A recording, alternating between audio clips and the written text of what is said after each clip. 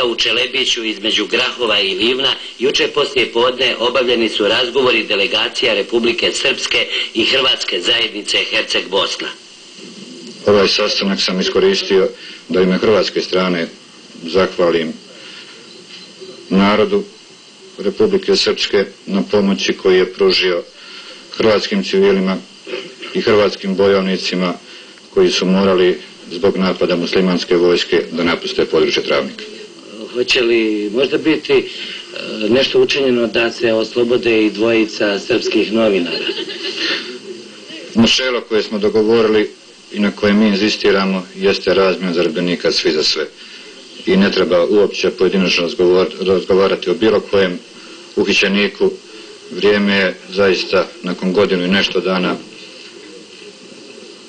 koliko su ljudi određeni proveli u zatvorima da se puste na slobodu. Ja bih samo dodao i sljedeće, da smo se dogovorili za slobodno kretanje civila, da mogu slobodno prelaziti sa jedne teritorije na drugu.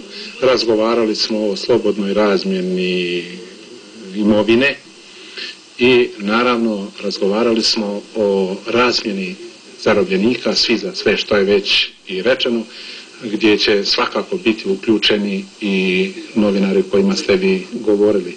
A u vezi pripadnika Hrvatskog vijeća odbrane koji su se prije 5 dana bježeći ispred mudžahedina u Travniku predali srpskim borcima na Vlašiću, general bojnik Milivoje Petković je izjavio. Pa vi ste sami izvještavali da ste i primili i pomogli. Tome sad nakon njihovo zadržavanje, jedan drugi tretman ne bi bilo skladu onim što ste rekli. Tome oni su za mene isto civili, a jesu uniformi. Ja se nadam da će se tretirati kao civili i da će oni doći kod nas. U skladu sa jučerašnjim dogovorom delegacija Republike Srpske i Hrvatske zajednice Herceg Bosna, srpska strana rano jutro spustila je pripadnike Hrvatskog vijeća odbrane i time zatvorila prihvatni centar na Manjači.